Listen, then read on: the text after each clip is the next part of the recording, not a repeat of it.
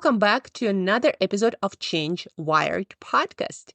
My name is Angela Shurina. I'm your host. I'm your partner in personal and collective transformation, in unlocking more of our potential every day to create the most positive impact we are capable of while living the most extraordinary life experience.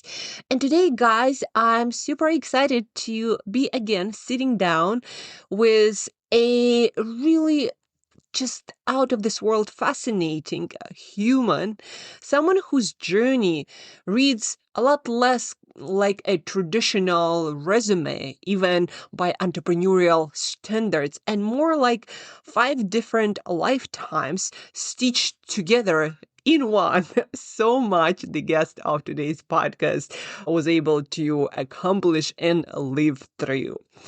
Yaron Assabi, the founder and CEO of Digital Solutions Group, a business he started in Johannesburg in 1998 as one of South Africa's very first e-commerce companies.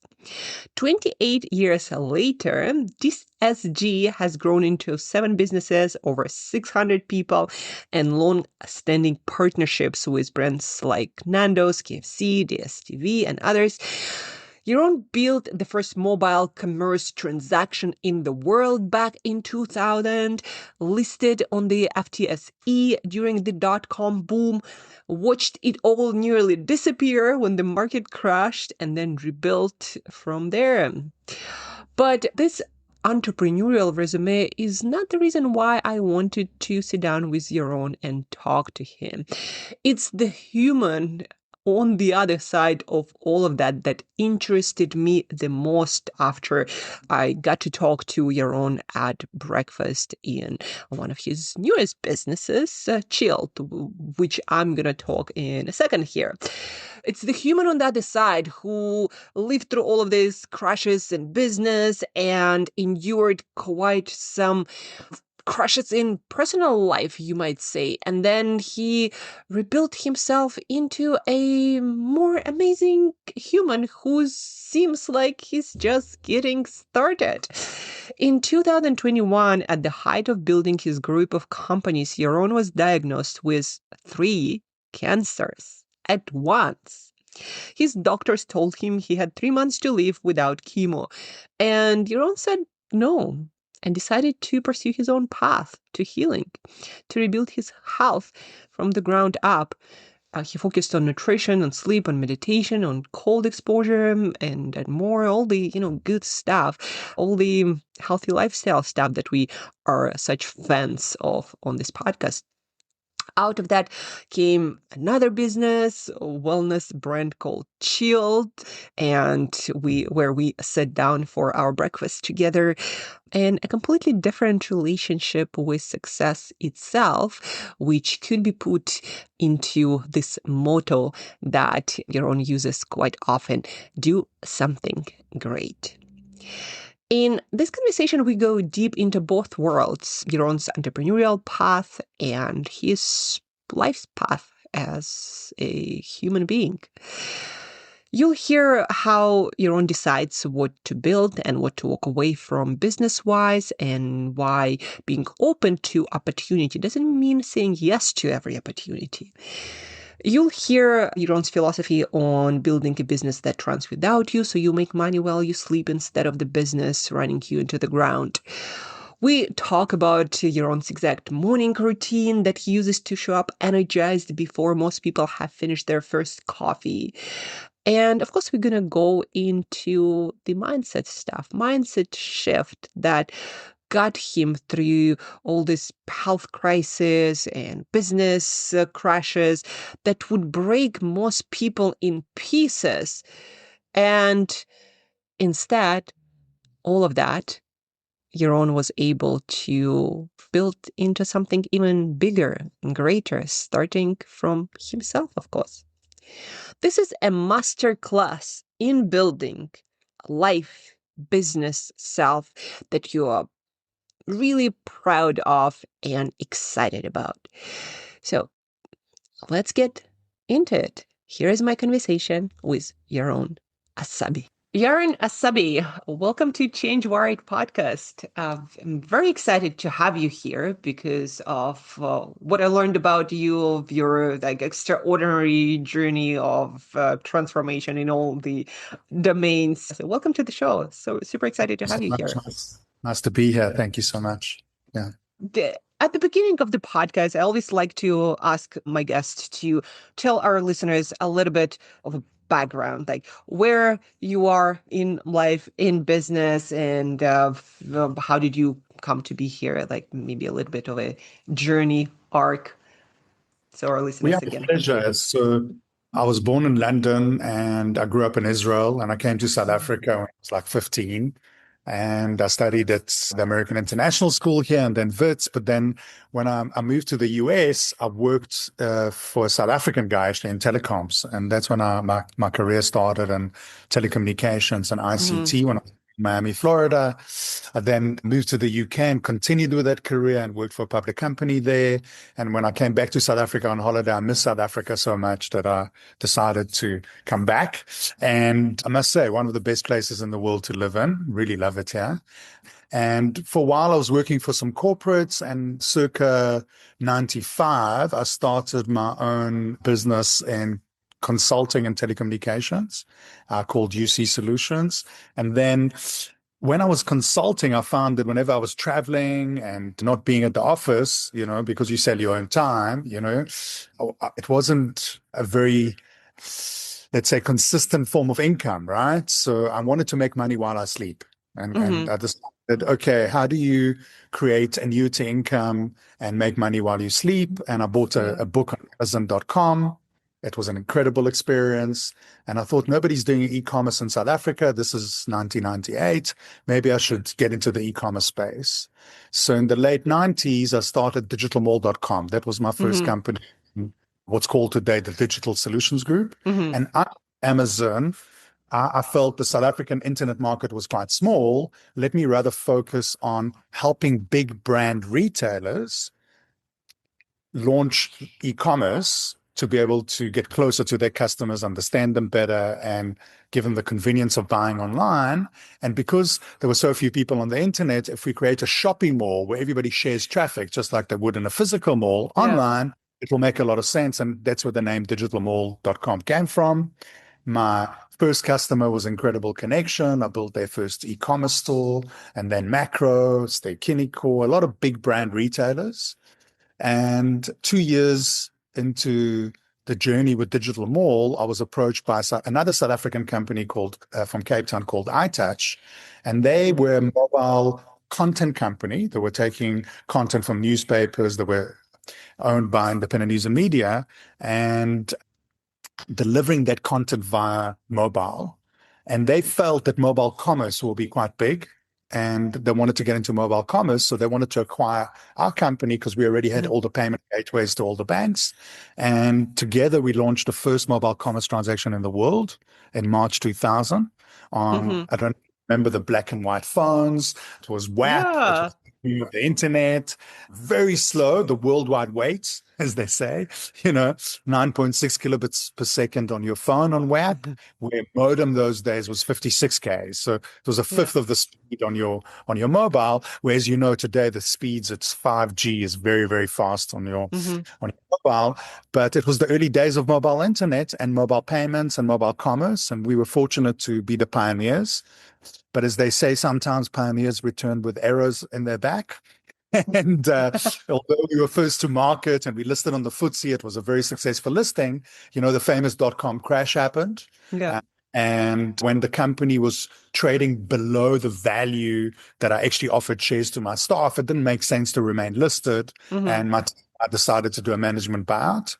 And we refocused our business on South Africa and started growing what's known today as the Digital Solutions Group. So we decided we're not focus on e-commerce. We had a great customer experience business to support e-commerce, and we decided to help organizations with their customer experience as a standalone offering, whether they're doing e-commerce or just customer care, or they want to do net promoter score and CSAT and make sure that their customers are happy. Obviously, that's the foundation for success in any business, is great customer experience. So we what's known today as the Customer Experience Group. CXG. And in that business, we really look after a lot of big brands where we have a lot of clients in retail and quick service restaurants. So brands like Nando's and Mm-hmm. Famous Brands and KFC all outsource their customer experience to CXG, which is part of the Digital Solutions Group. And then we also took our software development capabilities and didn't just build e-commerce sites, but we also built software. And we started Mm-hmm. branching to different software development, and we spun off a business called digitalize.com, which Mm-hmm. focused on transformation, and we help businesses with their digital transformation. Obviously today it's more about AI and how could I adopt AI to transform my business and things like that. So we do a lot of that kind of consulting and built a lot of tools, and we're very early adopters and digital natives, if you like, because we started so early. So we set up the software business, and then over the years, in the last 27 years, it's almost 28 years since I started Digital Mall, we've been building new businesses. So in 2013, we launched a business called MVNE, Mobile Virtual Network Enabler, Mm-hmm.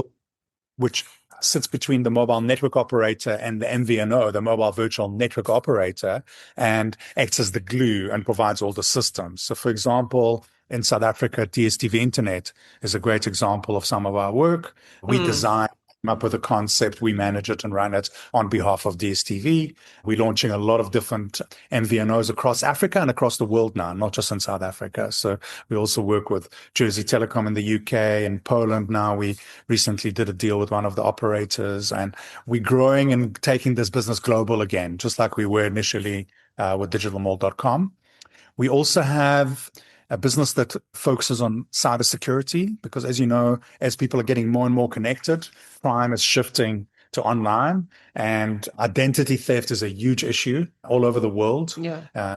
In South Africa, I think it's less of a problem right now, but a growing problem. But in the US, every second person had their identity stolen. Over 50% of people had their identity stolen. So it's a very big issue. So we set up a business called Digital Resilience.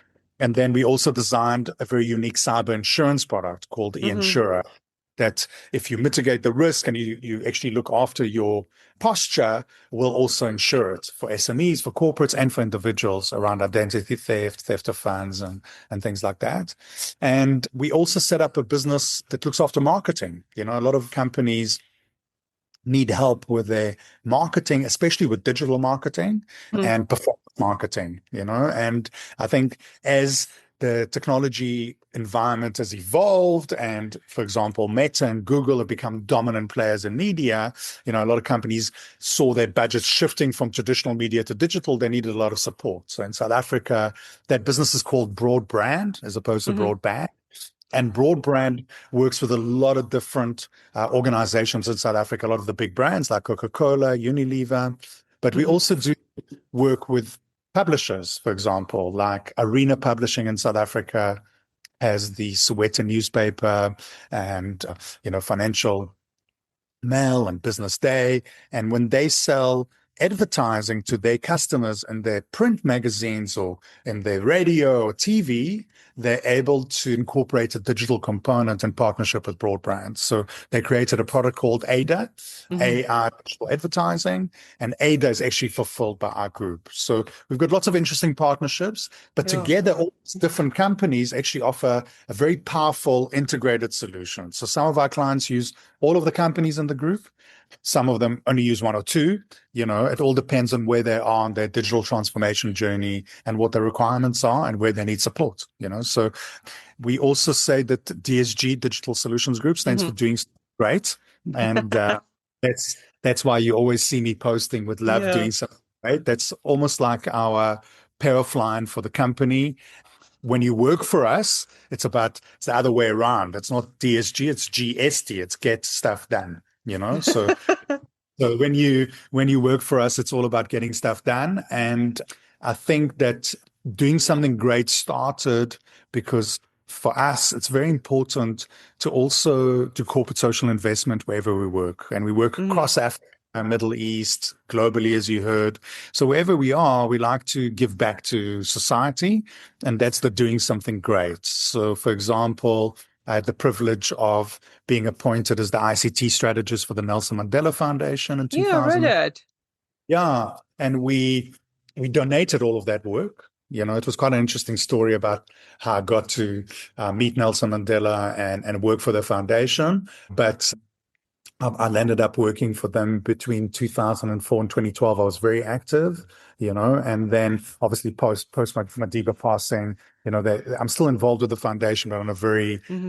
not as active as I used to be because they're not as active as they used to be, Yeah. when Madiba was alive. But we designed the 46664 campaign. I don't know if you're aware of it, but it was a very big campaign, and all the music concerts, you could send a text to 46664. Yeah. You'd see your name live on the screen from the text. So everybody, when picture phones came out in 2004, wanted to do that, take a picture with Beyonce's stage and their name on the screen. And that little gimmick actually created tons of SMSs. Like it was in the first concert we did, I think there were 20,000 people and we did 38,000 SMSs. So more than like 1.6 SMSs per person. And each SMS was 20 Rand. So it raised a lot of money for the Hmm. for the Nelson Mandela Foundation. We also did work with United Against Malaria, which is now called Yeah. Goodbye Malaria. And we've done work with Maharishi Institute around sponsoring students and getting them to work in our environment and setting up a Hmm. contact center inside the university so the students can learn. And so doing something great is part of our ethos and part of our culture. We like to do great, innovative digital work, but we also like to do great work that have high impact, and I Hmm. think some of the best work that we've done has been actually for impact and not for profit, which Okay. is really, yeah. You're in like, wow. It's a lot of things, right? My eyes were kept getting bigger as I was listening to all of these projects and initiatives that you worked on and developed, to a really like successful level. I have a lot of questions, but I'd like to start with, how do you choose what you work on and what you don't work on? Do you have any system, decision-making process? Or how does it work for you? Yeah. So, in the digital space, because we solutions orientated, often we started building a product for a client, and Hmm. then solving their problem, and then approached other similar clients and said, look, Hmm. this is what we think for this client. Would you be interested? And Yeah. then productize the solution. So often it starts with a problem statement from the client. You understand Mm-hmm. their issues. And if you're thinking that it's a really great idea when you solve it for them, if you've got innovative Yeah. customers, then you tend to grow that way. But generally with clients, we're quite selective because you don't want to go too wide and you want to make sure that, the customers that you're working with, you can add value to the business. I think that one of the things that I really enjoy about the way we've designed Digital Solutions Group and is that we've had clients for a very long time. And the reason we're successful in retaining them for a very long time is because we build very close partnerships with our clients. It's part of our mission Hmm. statement. Our mission statement is we partner with our customers to build comprehensive solutions which yield mutual return on investment, and our people and diverse technology enable anywhere, anytime access to products and services, ensuring a customer-centric focus. So in our mission statement, we say we partner with our customers, and often Hmm. do is we share the risk and the success with our clients. So, for example, in the MVNO space of MVNE, our company that builds MVNOs, we get paid per subscriber that the company actually manages to acquire. So Hmm. obviously their success is our reward because the more subscribers they have, the Yeah. more money we bill on a monthly basis. And that way, it's quite nice for our customers because we're very aligned around their strategy and we're very much an enabler as a group. So we Hmm. enable do certain things. And because we lower the barrier to entry, we can Yeah. share in the risk of success, if that makes sense. Yeah. It seems like, I often hear as an entrepreneur, in order to be successful, you need to focus. A, do you agree with that? And B, what's your framework for maybe saying no to some opportunities or to some clients? Or do you say yes to every opportunity to explore and then, cut Yeah, I things that don't think exactly work? Yeah, with us, I agree 100%. Focus, relentless focus is very, very important. And, when we started, we were only doing e-commerce, but then we realized, you need to support it with customer experience, strong customer experience, and you need to support it with fulfillment. Fulfillment is, look at the top e-commerce companies in the world right now. They're great logistics companies like Amazon, Yeah. amazing warehouses and systems to manage stock and things like that. So I think when you solutions orientated, you got to do a commercial viability up front. So to make sure that it's going to be a win for the customer and a win for you. So you got to understand the numbers. So we're one of the unique companies where we actually start building a technology solution on an Excel spreadsheet, making sure that the commercial viability is actually there. Customers will only buy from you if you're going to save them money or make them more money. Find those areas where you can add value. So I think understanding your customer requirements, understanding their challenge, coming up with the right solution, and making sure that it's commercially viable for you and for your customer is really, really important. I think businesses sometimes make mistakes of being too aggressive with their pricing and having too much of a thin margin, and not looking after the numbers. And I think understanding your numbers, understanding how to engage with your clients and making sure that it's a win-win and both of you are in a happy relationship is very, very important. If you want to build a long-term relationship, we're very fortunate. For example, we turning 28 and we'll be celebrating 26 years with Nando's. Nando's has been our client right from the beginning. And when we started with Nando's, I actually wanted them to sell Nando's on digitalmall.com. And Robbie Brosen, the founder at the time, was saying to me, Yaron, I'm not sure that my chicken is going to travel very well, and I'm not sure that I want to sell it, which is quite strange to hear it today with Uber Eats and Mr. doing so well and most people ordering online. But those days, the logistics infrastructure was not as sophisticated, and it's still difficult to deliver a hot meal and all of these things. So he wasn't completely wrong. But, I had an intention of getting them on the online shopping mall, but they said to me, actually, we see that you've got this contact center here and we have issues managing our complaints. Would you be managing our complaints? And I said, no, sure. And we had a look at it. And at the time, they didn't have many complaints because they didn't have a lot of restaurants in the late 90s. And it was primarily a South African business. As a joke, I said to Robbie that he could have a shared seat in my call center or a quarter chicken, to use so he doesn't have to pay for a full chicken. He can have a quarter chicken. And we had a big laugh about it. And that's where we started. Today, we have over 80 chickens working for Nando's dedicated. And we don't only do South Africa. We look after Nando's in Africa and Middle East. We do some work for the UK and Canada and Australia, so we're more looking after Nando's globally. And because we've been in this relationship for 25 years, we do a lot more than just customer care. We look after HR. We get involved with the online ordering and supporting that from a customer experience perspective. So we've diversified and grown. And one of my favorite kind of quotes that my team often quote me on is that a company's business design has got to be reinvented over and over again in order to remain customer relevant. And I think that's very important. It's part of our ethos of DSG is that we were early adopters of AI. We build amazing things with AI, and we've reinvented the whole organization over the last year around AI and the capabilities and how we can do things faster and better and more efficient. But at the same time, we're also quite cautious about relying on AI too much. We always talk about human talent amplified by AI, So it's still, it's about making humans work smarter and get better productivity, but it's not to necessarily replace it completely. And I think creating a fine balance between these things is quite important. What I'm hearing, also there from, I asked you about focus, and what I'm hearing is focusing on adding value to your customer, to the business.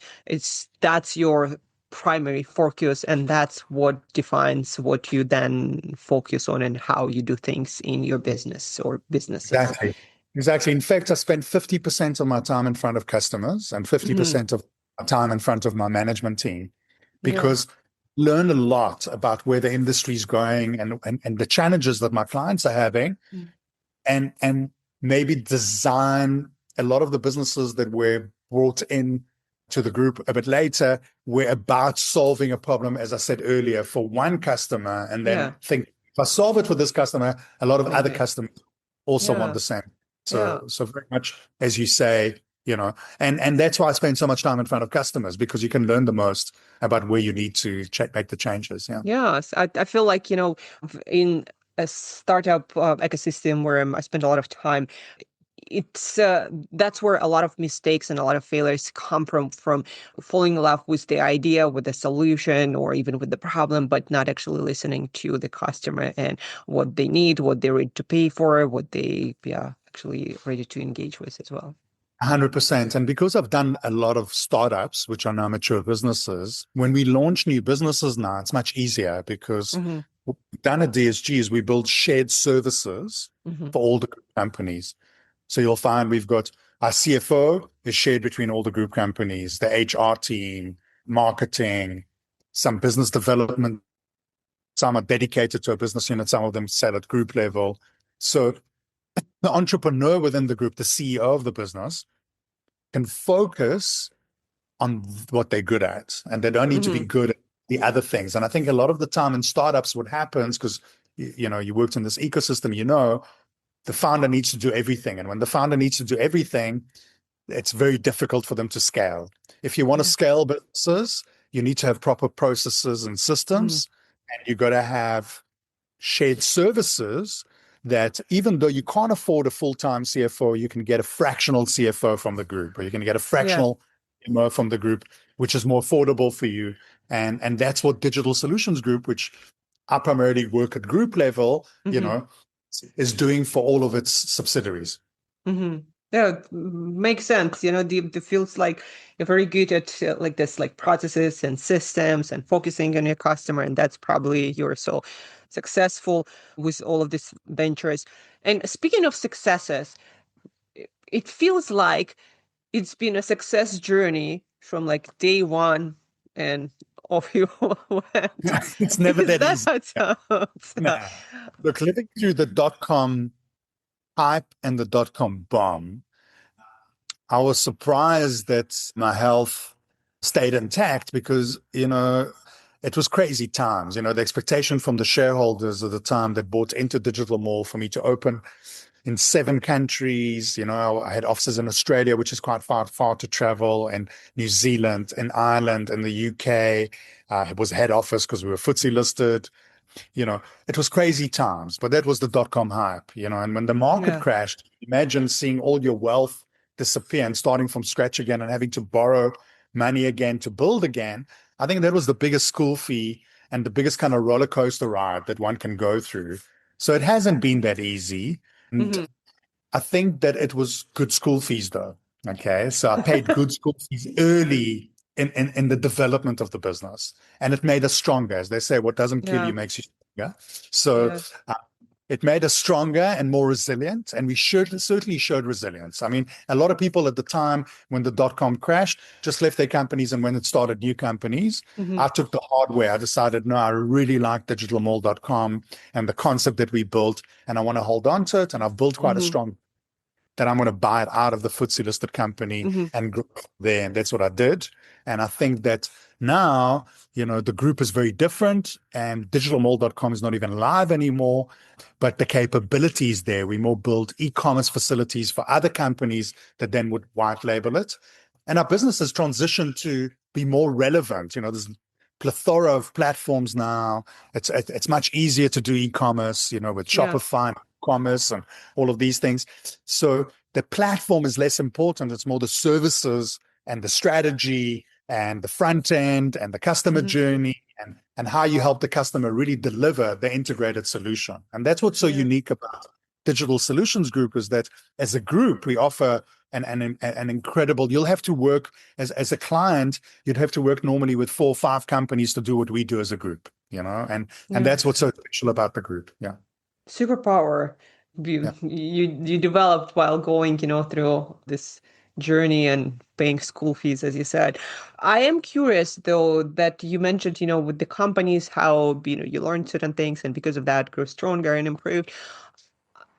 On this podcast, I am also very interested in hearing about the inside game. Like, how did you manage that from the inside? I'm sure, as you mentioned, there were challenges and setbacks and all kinds of unpredictable things that were in the way. Like, how did you manage that personally, from the perspective of mental So, mindset and emotions?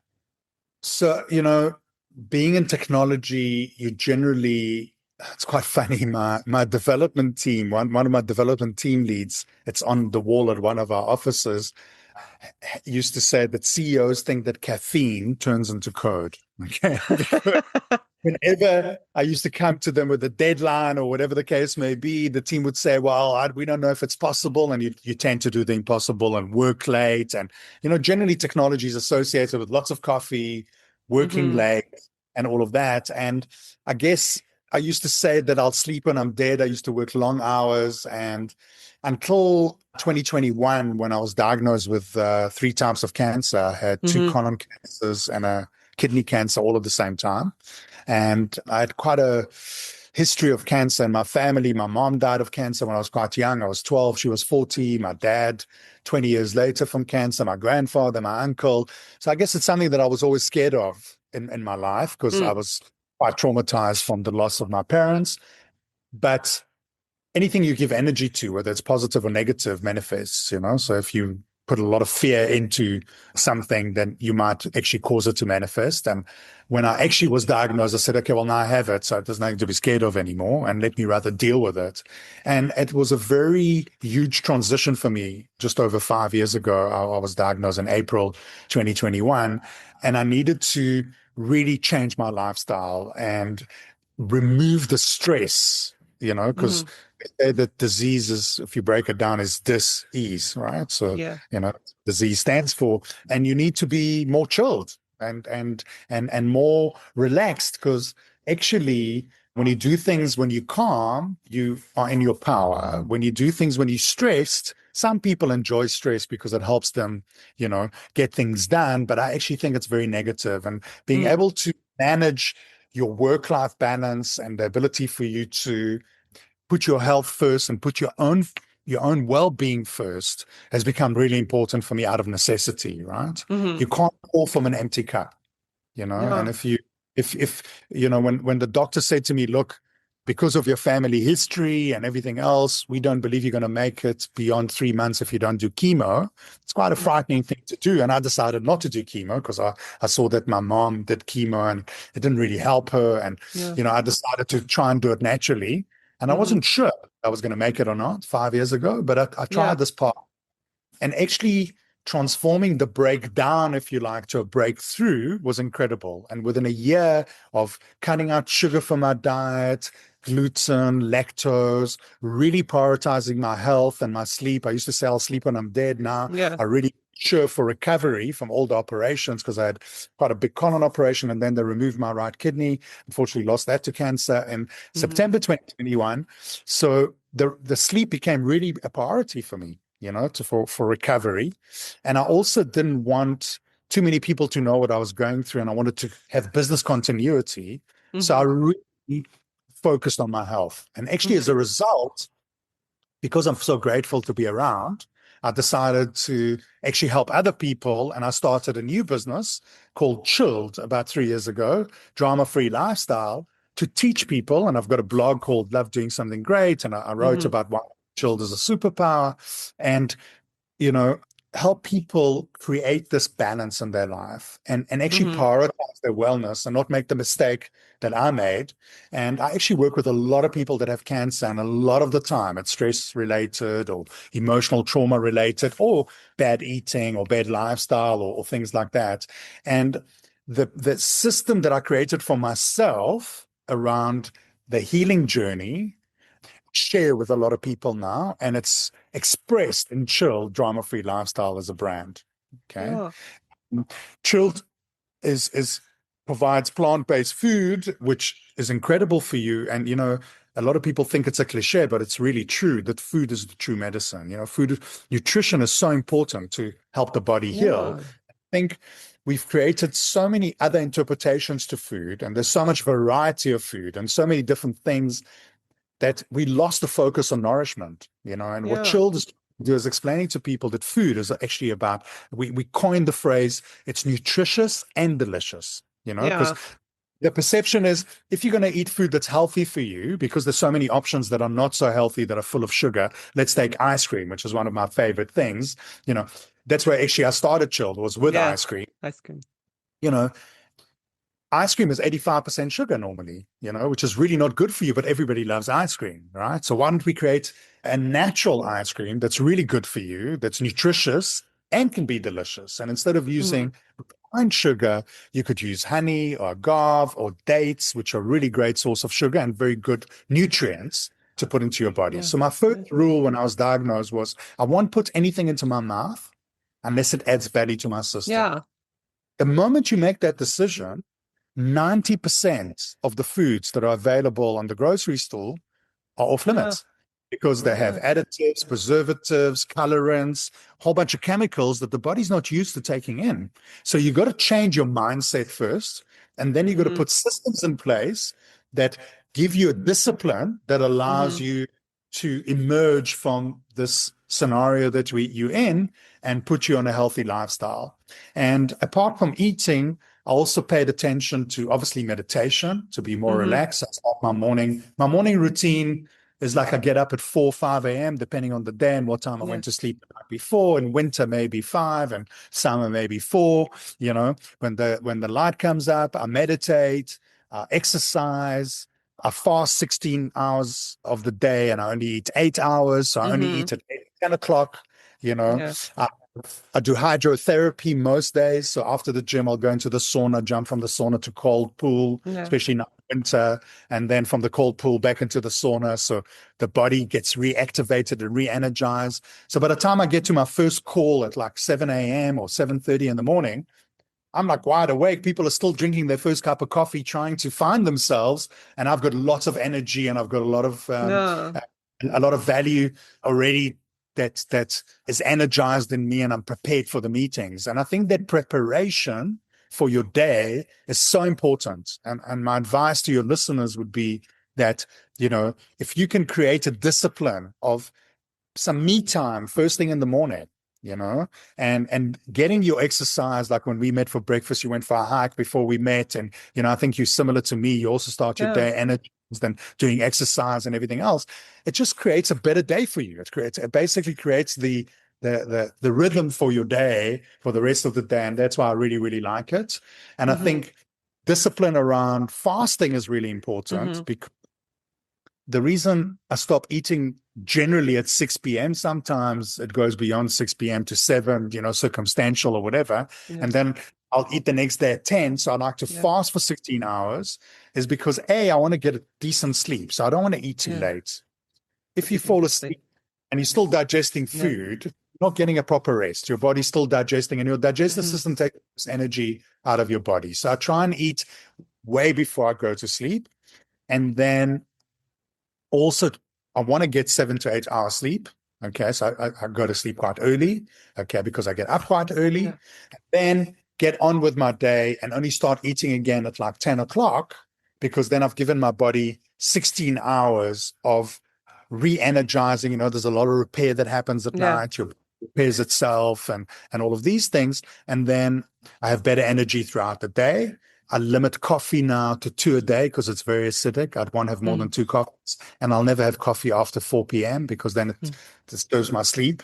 Mm-hmm. So my whole focus has changed around how do I put the right nutrients into my body and work with my body to Yeah. get the value so I can be super productive, especially because my business is all about intellectual property and it's all about Mm. me team. So it's very important, we are the product, it's the way we think that actually Yeah. generates it works. So it's really important to look after yourself.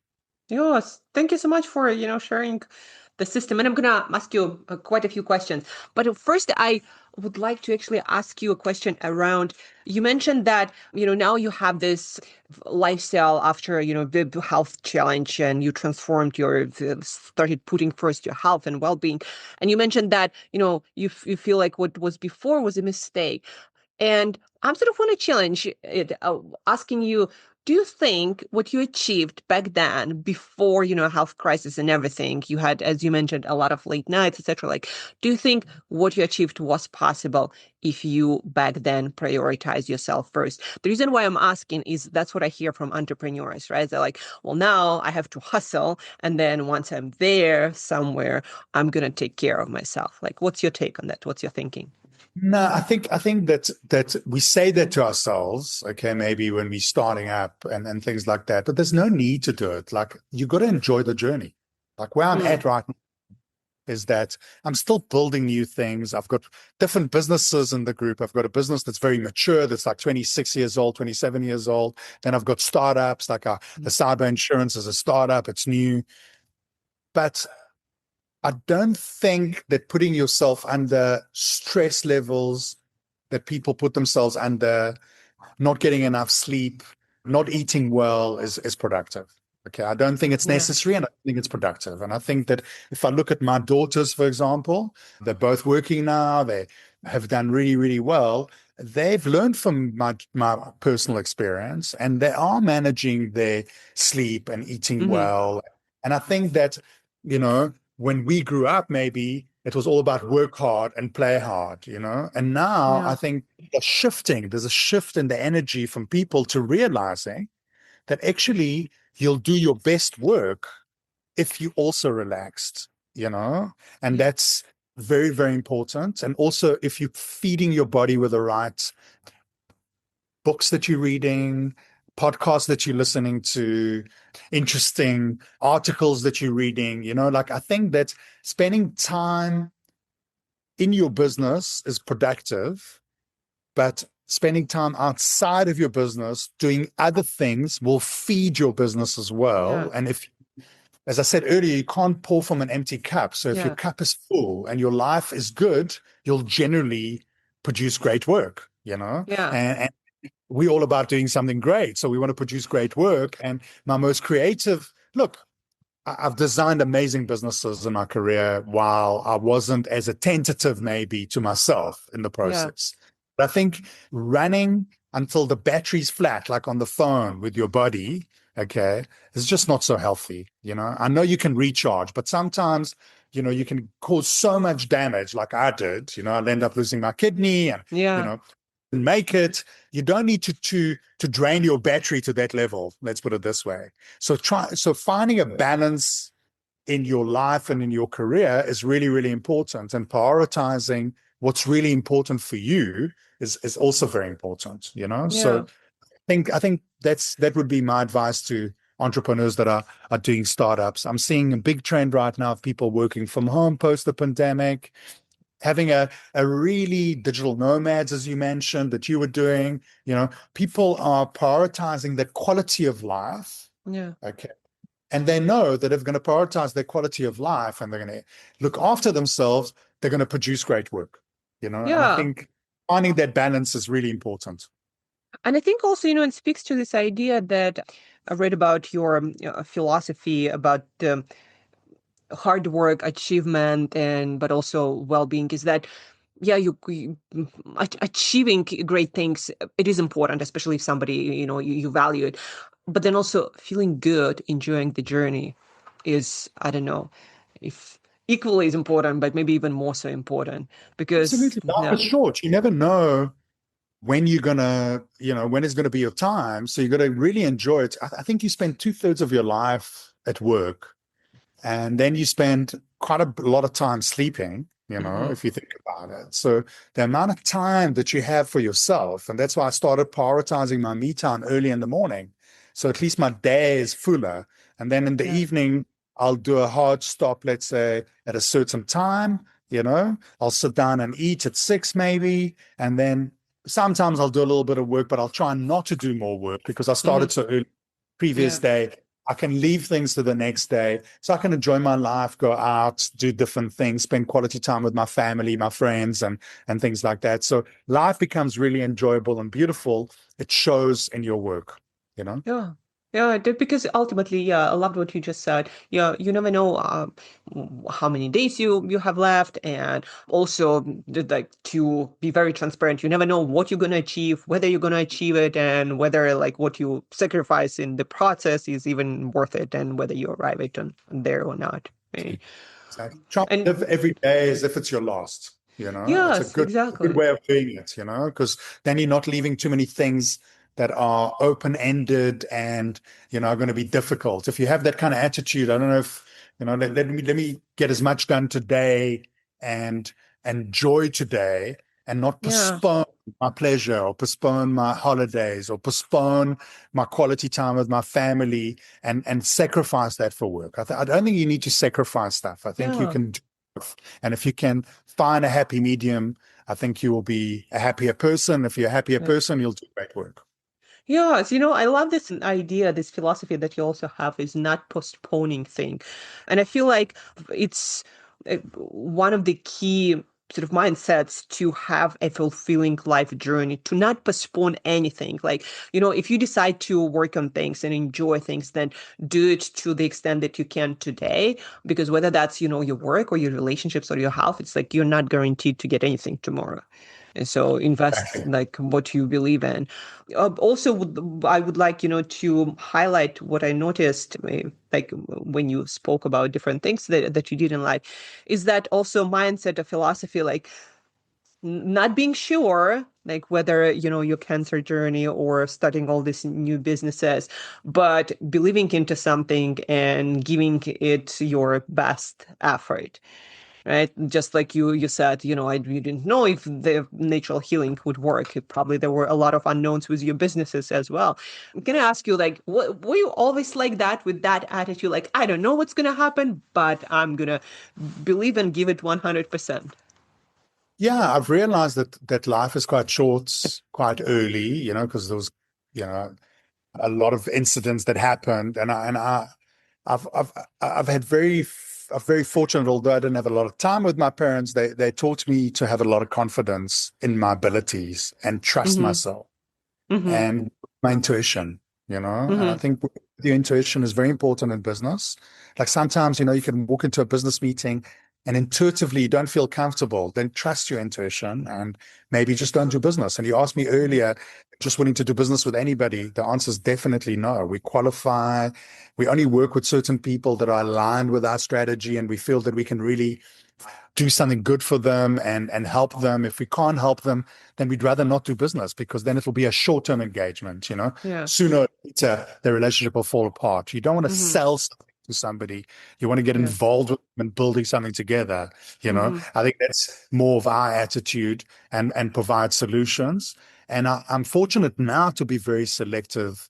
But, when you start up, you make the mistakes of choosing the wrong customers. And I've had to fire customers sometimes if Mm.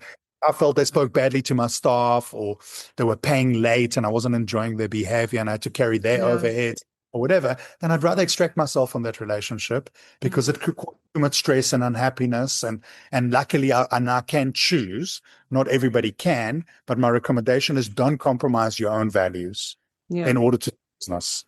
You know, Yeah. if you certain that your values are correct and you spend time defining them. I don't know if you read the book Value Through Values, but it's a No. great book. Old, it's about 15 years old, but it's a great book. It's about how to teach. If you want to build a business where everybody in the business, I employ over 1,500 people now, you want all of them to understand what they're representing. You got to spend time building our internal course. It's called I Am the Brand. Mm-hmm. Okay. And we teach what the brand ethos is. Like our brand ethos at DSG is serious fun. We're very serious about what we do, but we like to have a lot of fun. Mm-hmm. We have a lot of kind of values like open and honest communication. We all MAD, for example. MAD stands for MAD, for meticulous attention to detail and brackets. So we all MAD. I'm crazy. You can see that I'm crazy, but we all MAD. So we've made it fun. We created a whole bunch of values that will be the guiding compass for people when they join our group. This is how we do things differently to other companies. And I think not enough founders are spending time on their values and what they want to represent and the problems that they Yeah. solve and making it easy to scale and for other people to understand it. And sometimes they can grow bust because of that, because as they grow, they lose their north. And when they lose north, things start falling apart. So you got to have your purpose. You got to understand your light and what you're going to do differently. And it's got to reflect amongst your team. So I spend a lot of time. So I said I spend 50% of my time in front of customers and 50% of my other time in front of my management team. Yeah. And making sure that they're great leaders, that people love working for them, that they translate everything. And then one of the biggest achievements for me was that before I actually got sick, I already decided that I don't want the business to be dependent on me for anything. So I've got to be able to get the business to work for me. I don't work for the business. Okay. As the shareholder and as the entrepreneur, I want to be able to make money while I sleep, make sure that whether I'm there or not, things can run without me. And the moment a lot of entrepreneurs make the mistake that the businesses are too dependent on their performance. And then you actually are working for your business. The business is not working for you. If you can build a business that runs without you, like Chilled, for example, maybe gets 10% of my time, and there's great people there that run the restaurant, run the skin product, run the supplements. They do everything they've learned. You've been there, you had breakfast, you saw there's a good vibe. I don't have to be involved. So the secret of designing businesses is designing them in such a way that they're not dependent on you, and that other people can manage them, and that there's good processes and good values that guide the people on how to do their job well. Yeah. Processes, systems, as you mentioned before, got to be in place, whether that's business or your personal life. Yeah. You seem very like in tune with your intuition, have a lot of, trust in yourself, confidence, you're very clear. Is it your natural state? Like you mentioned that your parents played quite a big role in that. Like, I guess even better question I'm trying to ask you, do you struggle with your inner state ever? Like mindset, emotions? Is there anything that turbulent from time to time? Or yeah, tell me, how does it happen for you? Because I hear from a lot of entrepreneurs, like, how do I deal with imposter syndrome or with uncertainty or like with all of this, difficult things in life? Do you have any of those challenges? And if you do, I how think you deal with everybody's got it? challenges and different levels and different things. It's your reaction to the challenge. So before when I started and I was younger, I guess it's a bit of age and maturity, I used to take everything very personally. Okay. But I think that as you grow older, you realize that sometimes your relationship with somebody has got nothing to do with their relationship with you, and sometimes customers or partners will do silly things that in the past I would get very frustrated about. But when things are out of your control, rather stay focused on what's within your control. What's outside of your control, you've got to surrender to, because you're just going to frustrate yourself. So if you can do something about it, great, but if you can't do something about it, don't let it eat you up. Rather, take a step back, look at the situation, and I guess, my journey with meditation from a very young age, I did lots of plant medicine, my spiritual inquisition of understanding, the spiritual world and all of that I brought into a lot of my life. And I'm very fortunate that I've tried a lot of different things because I've got a very inquisitive mind, and I've built my own kind of playbook, if you like, okay, that allows me to catch myself when I'm getting stressed and say, hey, do you want to get sick again? Or do you want to rather step back, react better for it, and just ignore it, and don't sweat the small stuff. Sometimes we sweat the small stuff too much, and it could be things that we're carrying or frustrations from the past that are coming up again or things like that. Another big thing for me is letting go of the past, the ability to give every day as a new opportunity, to start again and reset and enjoy it. And being able to have that kind of mindset helps you, because people get stuck in things that happened in the past, or they're too stuck about what's going to happen in the future. And then they forget to live in the present. And the reason the present's called the present, because it's a gift. So don't waste it. Focus on the present and do what you can do today Yeah. But that doesn't mean that you should be short-sighted, Mm-hmm. or long-sighted or whatever. You can be focused on the present, but build things for the future. But Yeah. I know that I'll build amazing companies if I put all the right foundations in place. I find the right CEO, I'll invest in them. Sometimes one of my challenges in business has always been starting too early. Like I started with e-commerce in 98. There was maybe 50,000 people on the internet. Today e-commerce is booming, but it's 26 years later.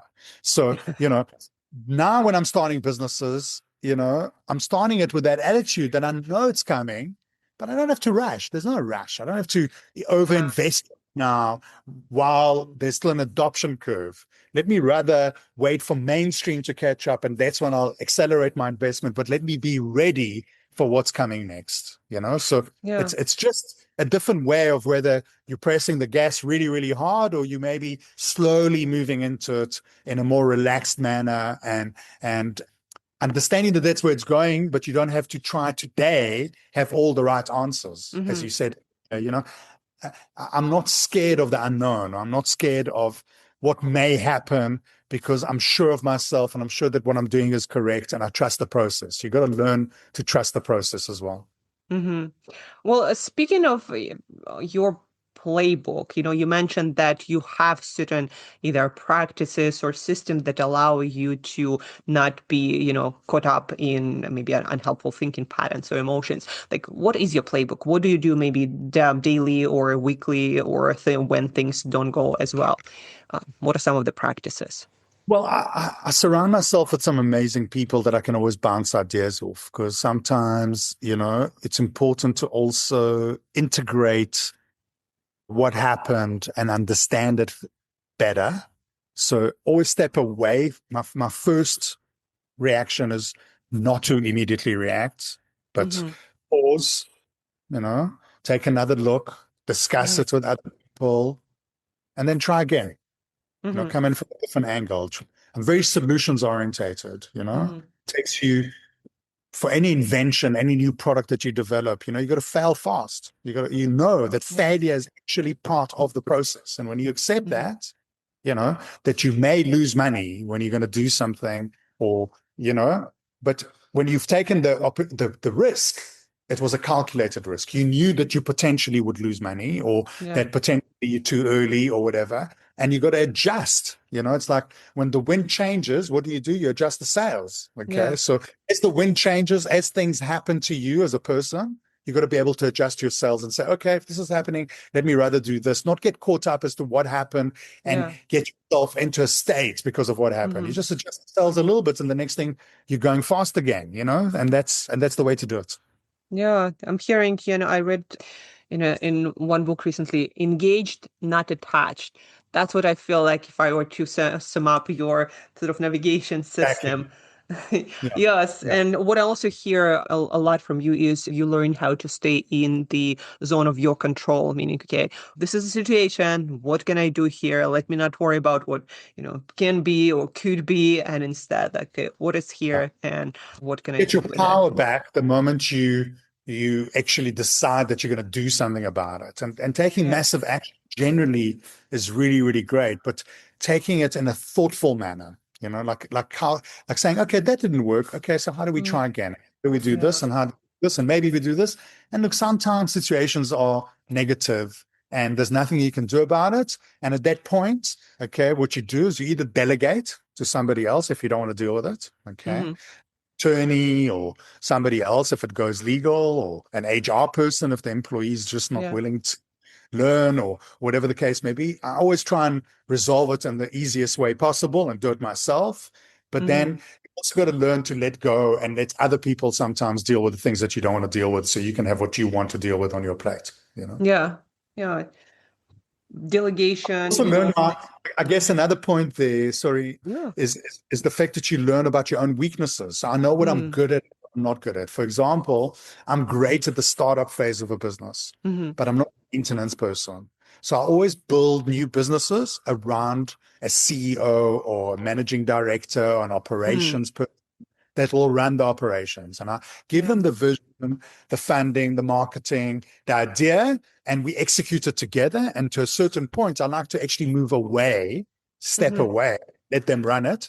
And then I must be able to accept that they might make mistakes.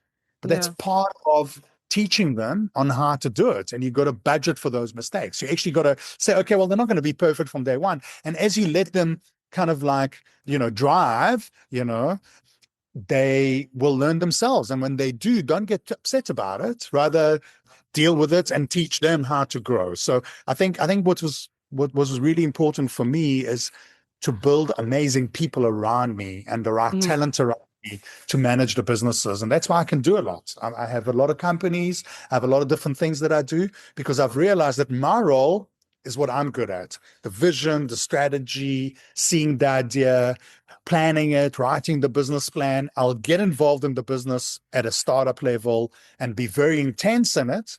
But when it gets to a certain point where it's starting to perform, I step away and somebody else will take over because I like to start a new thing or to get involved Yeah. in some. I'm a creative. I like to be creative in business, Hmm. Yeah.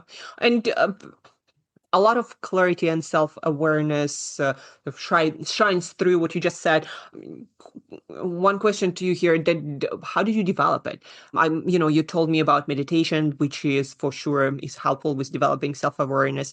Were there any other tools, I don't know, teachers, books, strategies that helped you to become that, acutely aware of, like, this is what I'm good at, this is what I'm not, that is what I like to do and not to do? Yeah, I've done lots of different courses over the years. I walked over hot coals with Anthony Robbins. Done. I walked over hot coals after meditations. I've done a lot of things that were interesting to me. My grandfather owned a bookshop, so I used to read three Mm, to four books a month. So I've always been a bookworm. Now I spend a lot of time researching on the internet because I enjoy doing yeah. it, and I work a lot with AI these days because the information is just available in your fingertips.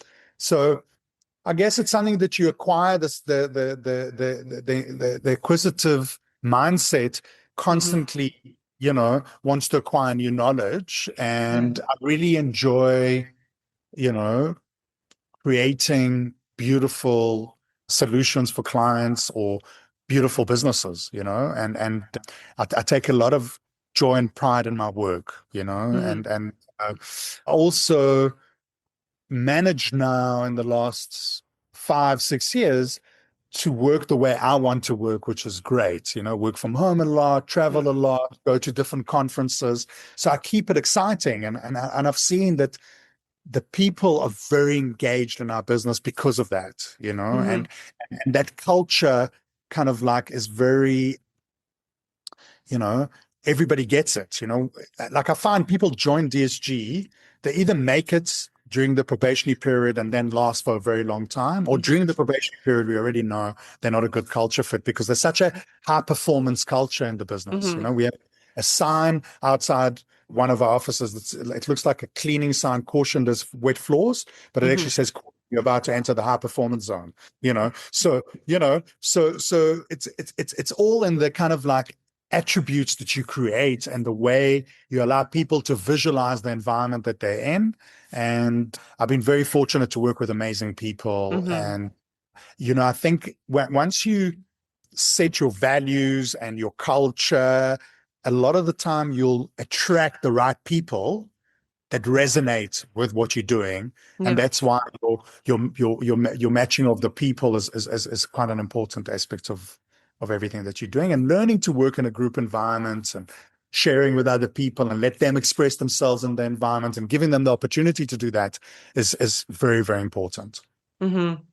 Oh, I'm glad to ask this question. Otherwise I wouldn't even learn that you learned so much and read so much and put so much into, personal development. Because I also want to demystify this thing that, or somebody is just talented. Like usually when you see a person who is really good at something for a very long time and they're great, and self awareness and leadership on this journey, it's because they invest a lot into them, right? Exactly. I think sports teaches you a lot. I don't know if you played sports, but I Yeah. was competitive with sports, and I think you learn an amazing team discipline when you play basketball, volleyball. I played those two sports primarily, but I also played handball and football. I loved anything with a ball. And because I was also into my sports, I knew that, I always say to my teams that I work with in the different businesses, the best football team in the world still practices 5 to 6 hours a day. Yeah. Okay. Part of their daily ritual. So you don't get to the best and stay there. You got to every single day, put the effort in to remain the best and to remain ahead of everybody else. And I think you learn that in sports. And if you bring that kind of discipline from sports into your business, I think it's a very, very important discipline to learn, is that Yeah. you put the effort every single day and don't rest on your laurels. Like a lot of businesses reach a peak and then they start losing their north. I think one of the things that I wanted to do with this business always is to build something for the long term. And I've been very fortunate. I've done that. And I'm now having a lot of fun because of my efforts in the early years of building the right culture and the right group structure and seeing the right ideas and attracting the right talent, Yeah. I loved also that you highlighted this idea of a long-term investment in yourself, your business, people, because a lot of times people are like, well, I'll achieve the results and then I can rest. And I always tell them, you brush your teeth every day to keep them, healthy for your whole life. You take shower every day to keep yourself clean. Like most of the things in life that you want to maintain and keep and grow, they're the same thing. You got to invest daily to keep getting the ROI on your investment and better results. Yeah, well, Absolutely. Yaron, thank you so much for such a rich interviewer in insight and all just so much value in it. Is there anything else that at the end of our interview you'd like to leave our listeners with? Maybe a truth, a principle, or a practice, something that you believe can impact their lives in a positive way? Yeah, I think there's two paths, fear or love, and love is the real energy, and fear stands for false experience appearing real. So it's a lot of the time the fear's in your head, you Yeah. know. So don't be scared to do things. Jump into the water and just learn how to swim and experience life and live it to the fullest. Because as we said earlier, you don't know how long you've got, So Yeah. say life is short, play naked, Don't mind, dress too much and worry too much. And sometimes you just got to jump in and do things and then Yeah. work it out as you go along. Yeah. Build a plane while flying. That's Exactly. yeah. Great. And the last small question, where can listeners go to learn more about your work, your business, or connect with you? So the DSG website is Mm-hmm. www.dsg.co.za, dsglimited.com, and you'll have all the group companies and they all have different websites. And we're always looking for great talent. And if you're inspired by what we discussed today, feel free to reach out. I'll direct you to the right environment or personally meet with you. And then Chilled is chilled.mobi because we couldn't get Mm-hmm. chilled.co.za Yeah. and chilled.mobi. And we have restaurants in Mojo Market, one in Table Bay Mall. We've got one Mm-hmm. in Johannesburg and Parkhurst and in Sandton. And we're opening more in Bryanston and in other areas. And we obviously online, got a great app. Yeah. And I'd love to connect with anybody that's listening in your audience and learning more about how we could work together or do things together. I'm very open. Amazing. Yeah. Thank you so much again, Great. Yaron, for your time, your Thank work, you your for your inspiration, and wishing yeah, you the most beautiful day and, I don't know, week yeah, ahead as excellent. well. Being a Friday, I guess. Yeah. Yes. Excellent. Thank you so much for having me. All the best and we'll speak soon. Okay. Yeah. Take care. Thank you so much. You too. Yeah. Bye-bye. Bye.